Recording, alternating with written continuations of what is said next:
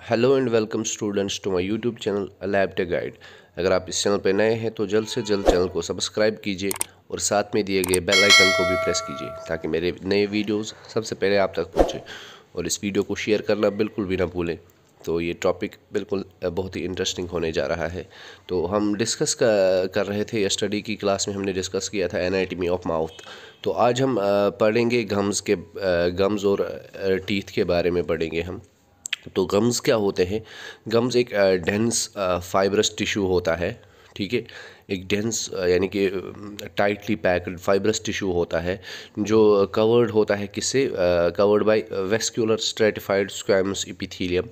एक टिश्यू का टाइप है, उससे ये टाइटली बना होता है। और जो ये फाइब्रस टिश्यू होता है ये फिर कंटिन्यूअस होता है with periodontal membrane. Periodontal membrane कौन सी? जो टीथ्स को अटैच करती है सॉकेट्स के साथ। और उसके बाद टीथ क्या होता है? टीथ डेवलप हो जाते हैं एल्वियोलर प्रोसेसेस में, जो कि प्रेजेंट होती है मैंडिबल में, यानी कि अपर जा में। मैंडिबल यानी कि लोअर जा में, मैंडिबल को हम लोअर जा कहते हैं। तो इसमें जो एल्वियोलर प्रोसेसेस होती है तो उनमें ये प्रेजेंट होते हैं। और मैक्सिला यानी कि अपर जा और इसके जो एल्वियोलर प्रोसेसेस हैं इसमें टीथ्स प्रेजेंट होते हैं। और टीथ जो होते हैं वो दो तरह के होते हैं। एक तो डेसिडियस सेट जिसको हम कहते हैं, या इसको हम प्राइमरी टीथ्स भी कह सकते हैं, या इनको मिल्क टीथ्स भी कह सकते हैं। ये कितने होते हैं? ये टोटल 20 टीथ्स होते हैं। और ये यानी कि 10 ईच जा में, अपर जा में 10 और लोअर जा में 10 टीथ होते हैं। इनकी इरप्शन कब से स्टार्ट हो जाती है? जब आफ्टर 6 मंथ्स ऑफ बर्थ, 6 महीने के बाद ये जो डेसिडियस टीथ्स या प्राइमरी टीथ्स होते हैं ये ग्रो होना स्टार्ट हो जाते हैं। और ये फिर कंप्लीट और सेकंड ईयर तक ये 2 साल के बच्चे तक, 2 साल की एज तक ये कंप्लीट हो जाते हैं। और फिर 6 से 7 साल की उम्र के बाद ये शेड होना स्टार्ट हो जाते हैं, गिरने स्टार्ट हो जाते हैं।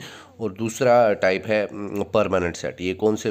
इसमें पूरे 32 टीथ्स होते हैं जो कि एक अडल्ट में होते हैं, जो 7-8 साल के बाद फिर ग्रो होने लगते हैं।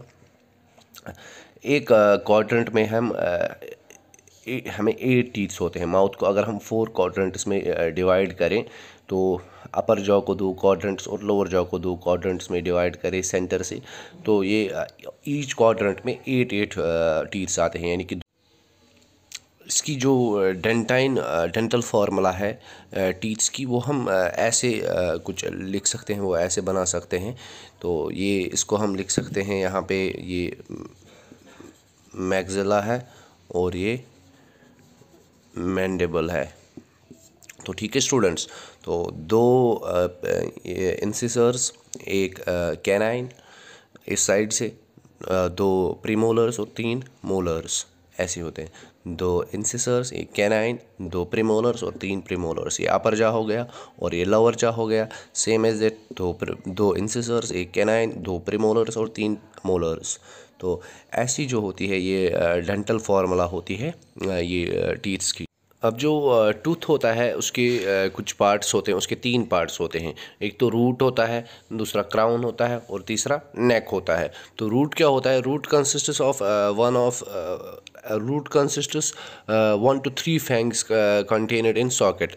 यानी कि इसके या तो ये हम ऐसे मान लें टूथ, या तो इसके एक फैंग हो सकती है, या तो 2 फैंग हो सकती है, या तो 3 फैंग्स हो सकती हैं जो कि सॉकेट के अंदर होती हैं।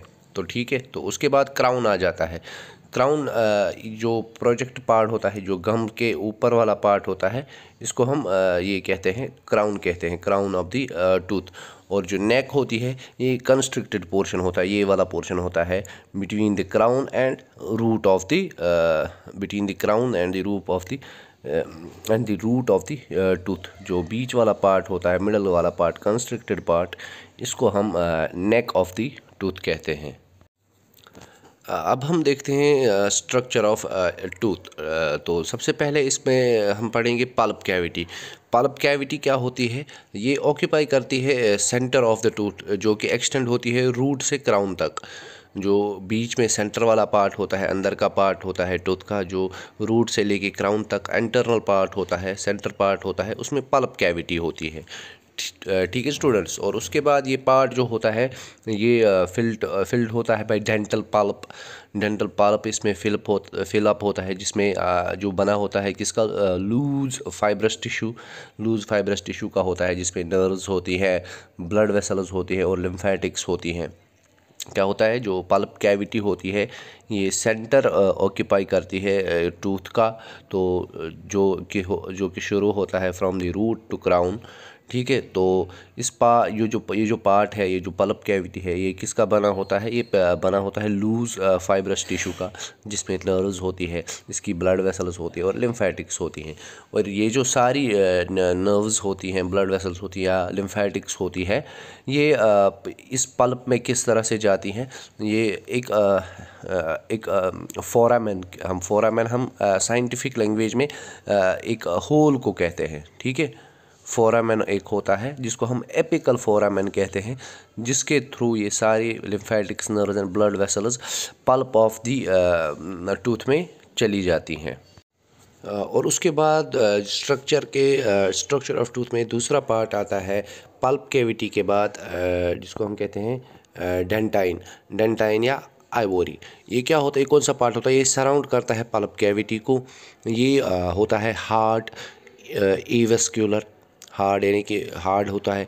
एवेस्क्यूलर का मतलब क्या है, जिस तरह हमने पल्प कैविटी पढ़ा था, उसमें जो अभी हमने डिस्कस किया, उसमें नर्व्स भी थी, ब्लड वेसल्स भी थी और लिम्फेटिक्स भी थी, तो उसको हम वेस्क्यूलर कहते हैं। अब ये एवेस्क्यूलर टर्म है। Avascular means it lacks vascular supply, और इसका मतलब है जो डेंटाइन होता है उसमें कोई ब्लड वेसल्स या नर्व्स नहीं होती है और कैल्सिफाइड होता है, यानी कि कैल्सिफाइड टिश्यू होता है, इसमें स्ट्रॉन्ग अमाउंट में कैल्शियम प्रेजेंट होता है और ये इसी वजह से हार्ड होता है। तो इसमें क्या होता है, इसमें एक माइन्यूट कैनाल्स प्रेजेंट होती हैं, जिनको हम डेंटाइनल ट्यूब्यूल्स कहते हैं, जिनकी क्या फंक्शन होती है, एक सेंसरी रिसेप्टर्स की तरह ये फंक्शन करती हैं। ठीक है स्टूडेंट्स।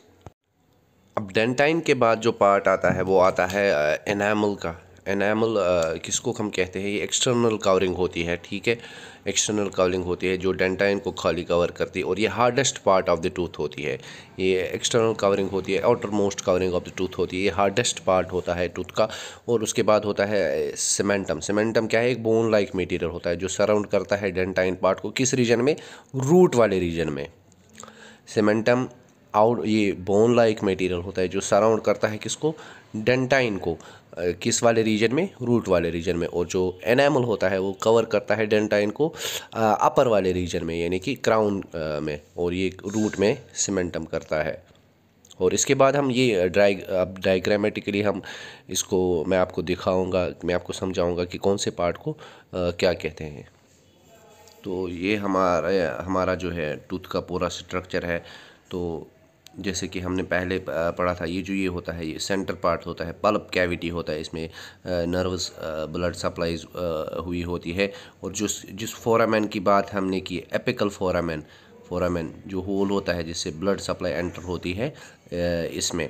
तो उसके बाद आती है, उसके बाद डेंटाइन आता है जो हमने पढ़ा था। उसके बाद एनामल आता है। एनामल ये आउटर कवरिंग, ये क्राउन पार्ट हो गया जो गम्स के ऊपर है, और ये जो कंस्ट्रक्टेड पार्ट हो गया बिटवीन गम्स, ये नेक वाला पार्ट है। और जो ये है रूट का, जो हमने फैंग्स डिस्कस किए थे, 2 फैंग्स भी हो सकते हैं या 3 फैंग्स भी हो सकते हैं। और ये जो है ये सीमेंट है, ये इस पार्ट का, जिसको हम सीमेंटम भी कहते हैं। और ये रूट की कैनाल है, और ये नर्व फाइबर यहाँ से एपिकल फोरामेन से एंटर हो रहे हैं इसमें। तो ये स्ट्रक्चर ऑफ टूथ है। तो ऐसे आगे और वीडियोस देखने के लिए हमारे चैनल को लाइक, शेयर, सब्सक्राइब करें। तो थैंक यू।